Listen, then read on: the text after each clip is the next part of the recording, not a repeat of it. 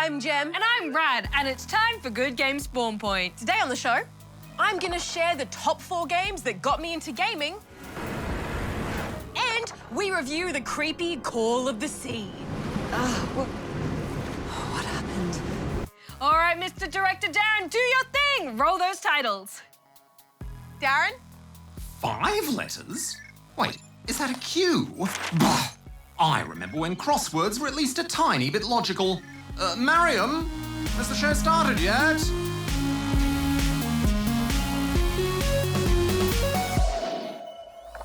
Oh, big show today, Jem, because we get to find out what made you the gamer that you are today. Ooh. Yes, this is true. I've been revisiting a bunch of old faves for research purposes. But I did also find the time to check out a demo for an upcoming platformer called Balan Wonderworld. I don't really know what it was I was expecting when I jumped into this one, but what I got was this almost dreamlike platformer meets musical meets Kingdom Hearts drama. All I know for sure is this guy is either going to be my best friend or my absolute worst enemy. It's interesting to say the least, but this was still a demo, so hopefully the full game will connect with me more. I think my eyes are still hurting from all of those colours. But speaking of colourful things, did you know that pop star Katy Perry is a big Pokemon fan? This year actually marks the 25th anniversary of Pokemon, so there's gonna be year-long celebrations from the Pokemon Company, which they're calling P25. And it sounds like Katy is gonna do a Pokemon song, apparently called Electric. I bet it'll be about Pikachu. Imagine if they made her into a new Pokemon, though. I hope that's in the music video. In less chirpy Pokemon news, the Pokemon World Championship has been cancelled for this year due to COVID-19 concerns. The tournament will now take place in 2022 in London. And that's the second time they've had to cancel it too. Oh, that is pretty rough, but I do understand why they've done it. I do have something to cheer you up, though. Check out this hamster escaping a portal test chamber. This is the amazing Captain Hamster, a true internet gaming celebrity and a pretty clever pet. Oh, what a champion. Now, Jem, I do believe it's time for our review. Is that right, Director Darren? Oh, make it stop! Oh, make it stop! Oh, this shouldn't be happening. Where's the button? How do I switch it off? Oh, it's over. Review time. Oh boy, if you love intricate puzzles and amazing game design, then we're off to Tahiti in Call of the Sea. Rad, just so you know, we're not actually going to Tahiti. It's some other island off the coast of Tahiti instead. What? But I packed for Tahiti. And I'm pretty sure there's sea monsters. I didn't pack for sea monsters. That's black ooze. No. What's happening? What's happening?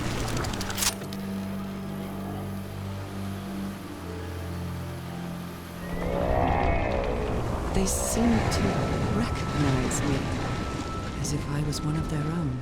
Call of the Sea is a puzzle adventure game set in the 1930s on a beautiful but mysterious island near Tahiti. Our main character, Nora, is searching for her partner, Harry, also known as Old Pal, who has gone missing on his expedition. She's been sent a weird package containing a mystical relic and a photograph of Harry with instructions leading to the island. Harry claims there's a cure for her ongoing illness that has affected her and her family for generations. But upon arriving, Nora realizes she's been having dreams about this place for weeks and is now determined to figure out what the connection is. It's very intriguing. And you know me, I love a good mystery. Along the way, you'll also find out what happened to the locals. As each puzzle helps to unravel the story, you'll be searching high and low for clues as you trace Harry and his crew's movements. Is that Harry? Harry, you were here. And discover what this weird black ooze is that's making everyone crazy in the coconut. That's the worst place to be crazy. Hello? Is anyone down here? Call of the Sea doesn't have any combat, so you can focus on the challenge ahead and put that old noggin to good use, which was good for me because some of these puzzles are really tough, aren't they, Jem? Oh, totally. There was one that had me so stumped, I eventually just looked up an answer online. Basically, you need to figure out how the local language is formed, and that would unlock the door ahead. But Old Pal left very few clues, and I just spent ages spinning dials. and waiting for the door to open. Oh, please don't be a noob alert. Negative. Not yet. Wait! But for future reference, Gem, I would recommend downloading my linguistic database that contains thousands of human and alien languages across the universe. With this information, the puzzle could have been completed in about 3.14 seconds. Oh, that's fast! Yeah, you'd be so good at speedrunning. Well, you know, just saying.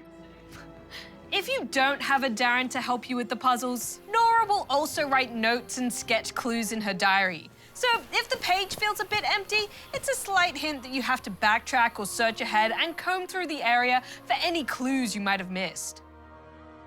But speaking of backtracking, Rad, is it just me or is Nora weirdly slow to control? So slow, especially in the puzzles where you're running back and forth across the map. And her sprint isn't very fast either. Like, Nora, come on, were you wearing heels on this trip?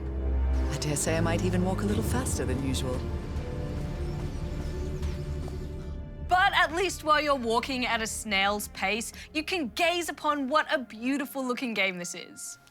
While pondering over puzzles and collecting artifacts or notes, you get to soak in the lush tropical environments, traverse monolithic stone structures, see beautiful lighting effects, and opulent underwater landscapes. Playing this on the Xbox Series X, I occasionally just had to stop and take a bunch of screenshots. Oh yeah, it gave me major Subnautica vibes. It would be so cool if Nora had like an old-style vintage camera to take snaps on. So cool, except cameras were a lot heavier back then. But what did you think overall, Gem? Did the game call out to you? Well, it did take me a while to get into the groove of things because, you know, the puzzles are really hard. But after dipping my toes into the water, I really enjoyed it. Because there's very little action, the pacing is great for taking your time, figuring out the puzzles, and enjoying the amazing scenery too. Sun is setting. It is so beautiful.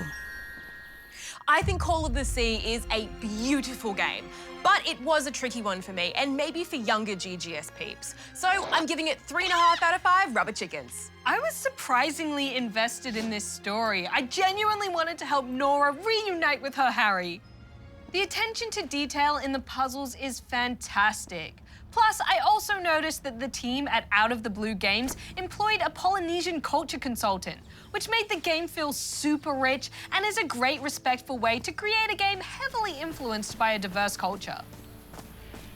Kudos to the team for that. I'm giving it 4 out of 5 rubber chickens. Being one of the hosts of a show that revolves around playing and talking about video games, you may think I was born with a controller in my hand. But no, it was not so. Babies have no hand-eye coordination. They're terrible at video games. But I did have a handful of games in my early life that left a good impression on my young, squishy brain. These are the 4 games that got me into gaming. Number 1, Drawn to Life. Drawn to Life is one of my favorites and has been for a long time. Not only do you play as the hero of the story, but your drawings become a part of the world. It was also one of the first games that ever made me cry, which may not sound like a good thing, but bear with me here. Other games I'd played up until that point were fun, sure, but I didn't know they could make me feel as much as Drawn to Life did. I got so attached to the characters and the world and the little virtual life I'd made for myself that when it ended, I knew I had to find more like it. This was the one that made me fall in love with storytelling in games. Number 2, Crash Bandicoot Tag Team Racing. My first experience with the platforming aficionado Crash Bandicoot was actually in Crash Bandicoot Tag Team Racing, many years before I would play the main 4 games. When my sibling and I were little, we didn't have a lot in common.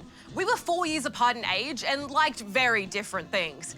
But one thing we did share was a competitive edge. So this co-op racing game was a fun, safe way for us to play together that didn't involve our mum having to pull us apart with a crowbar. We would spend hours racing, constantly trying to one-up each other. And those afternoons spent locked in this epic battle for dominance were some of my favorite growing up. Boy, I could sure use this buggy back on the farm. Number 3, My Animal Centre in Australia. Fun fact about me, for the longest time, I wanted to be a vet. As we can see, that didn't exactly work out, but I still love animals. And a big part of that came from playing My Animal Centre in Australia. I carried my DS with me everywhere, so every car ride, shopping trip and stay at grandma's was spent taking care of my little animals. And as a young Australian girl, it was really cool to get to look after sick and wounded native Aussie wildlife. It was also the closest I was going to get to any of them outside of a zoo. Number 4, Harry Potter and the Prisoner of Azkaban. So being a vet didn't pan out. That's okay. Young Gem had a realistic backup plan. She was going to be a student at Hogwarts. Spoilers, that didn't happen either. But she did get the Harry Potter and the Prisoner of Azkaban video game on the PlayStation 2 for Christmas. So close enough. I was so excited to get stuck in that I spent all of Christmas morning glued to the TV. The only thing cooler than watching my favourite magical trio walk around the old stone hallways of Hogwarts was getting to make them do it myself. Casting spells, fighting foes, flying over the grounds on Buckbeak's back. Those many hours spent living my best wizarding life were truly magical. So there you have it. Those are the games that got me into gaming. And no matter how much time passes, these are 4 games I will never forget. Wow, all right, Gem, I am ready to start slicing into some of these zesty gaming questies. Well, as am I, Rad, because you know what they say, questions are best when they've got zest. I've never heard that before, but I like it. Now, as for our first bunch of zesty questies, we have a video from Gamer Daisy. Hi, GGSP, it's Game Daisy here. I've got 3 questions for you. 1, have you done a review of Super Mario Party? If you haven't, can you do 1? 2, what's the special character for Mario and Sonic at the Olympic Games Tokyo 2020 for fencing and rugby sevens? 3, what's your favorite female Mario character? And I've got a Mario concert gem. Ooh, emoticons for me, yay!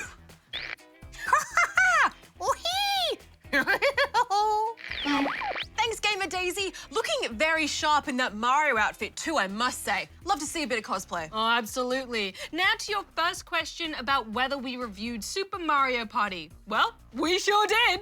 We reviewed it on the show back in 2018 when it was first released. If you want to watch it, you can jump online and search it out in our online archive. If you're wondering about the special guest characters in Mario and Sonic at the Olympic Games Tokyo 2020 for fencing, that would be Ludwig. If you want to unlock him, you'll need to defeat him individually in the fencing event in story mode. And for Rugby Sevens, the special character is Diddy Kong. Defeat Diddy's team in the Rugby Sevens story mode chapter and you should unlock him too. As for our favourite female Mario character, well, Daisy is pretty awesome. I'm gonna go with Daisy. What about you, Gem? Maybe Toadette? I like her little mushroom pigtails. They look like mine. Oh, both very adorable. Moving on now to our next question, and we have a video from Liam. Hi GGSP, I got 3 questions for you. 1, what is the best playing game on Xbox? 2, what is the best playing game on iPad? 3, what is the best Star Wars game on Xbox? Darren, do these. Bye. Thanks. Oh, stuff for Darren. Better give him a call. Greetings, Director Darren here, available for all your human-based studio productions.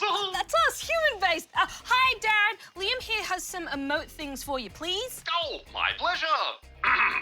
Wink, upset tummy. Oh, nice emoting there, Darren. Oh, why, thank you. I did a semester of emoticon performance at Robot NIDA, you know. That's the National Institute for Data Analyzing Robot Arts. All the best robots go there. You can definitely tell. Hey, Darren, what do you think the best playing game for Xbox is? Well, Microsoft Flight Simulator is probably the biggest and best-known playing game out there. And it's due for arrival on the newer Xbox Series X and S consoles sometime in the middle of the year. Although, Darren, I thought I heard that Microsoft Flight Sim might come to Xbox One too. Or did I dream that? Well, Jem, there was initially some talk that Flight Simulator could come to Xbox One as well. But with a game as big and complex as this, memory and power are of the utmost importance. So, while the head of the Microsoft Flight Simulator team, Jorg Newman, hasn't ruled out the possibility it will come to Xbox One eventually, I wouldn't count on it anytime soon. Right. Well, thanks for that, Darren. Catch you later. Bye-bye! Bye. Bye! Aside from Microsoft Flight Simulator, there's also the action-packed airborne fighter piloting of Ace Combat 7 Skies Unknown. The classic Crimson Skies High Road to Revenge, available through Xbox backwards compatibility, or Red Wings Aces of the Sky for arcade-style aerial antics against the backdrop of the First World War. It has a pretty cool comic book art style too. The Crew 2 also has a few planes in there, along with other vehicles if you want a racer. As for some good plane games for iPad, well, if you like getting stuck into that simulation style, then Infinite Flight and X-Plane mobile flight simulators are probably the best of the bunch. Or there's Ace Academy Skies of Fury, which is similar to Red Wings that Jem mentioned earlier. To your question about the best Star Wars game on Xbox, well, in the G or PG space, I definitely recommend the LEGO Star Wars games. Of those, I think LEGO Star Wars The Force Awakens is my favourite. And keep an eye out for LEGO Star Wars The Skywalker Saga, due out later this year, which looks to be just as rewarding. Not him, the Falcon. All right, Jem, that's all the time we have for Ask SP this week. If you have a question you'd like us to answer, go here to send it in. And remember that if it's a video question that gets selected for the show, you'll score some sweet GGSP stuff. And I assure you, this stuff is sweet. Oh yeah, check it out. So, you have your choice of headwear, either a hat or a beanie. We've also got some sweet GGSP pins and stickers and stuff. And let me tell you, I know fashion, and this fashion is super, what's the word? Fashionable. Oh yeah, it's very now, isn't it? No, wait, now. Now. No, wait, it's now. Now it's now. Now. Camera 1, a bit left. Bit more left. Yes, that's it. And focus. Oh, Sonic. Hey, Darren, we're trying to end the show here. Affirmative. Just making sure Mariam has been dusting all the toys. Camera 2, action. Okay, GGS peeps, next week on the show, we take on the top-down shooter mayhem of Monkey Barrels. Oh, that looks mad. It's bananas. Don't forget to pay us a visit at abc.net.au/GGSP, where you can find hundreds of our reviews from over the years. But until next time, be nice, have fun, and keep gaming. Rat out. Jem out. Darren out.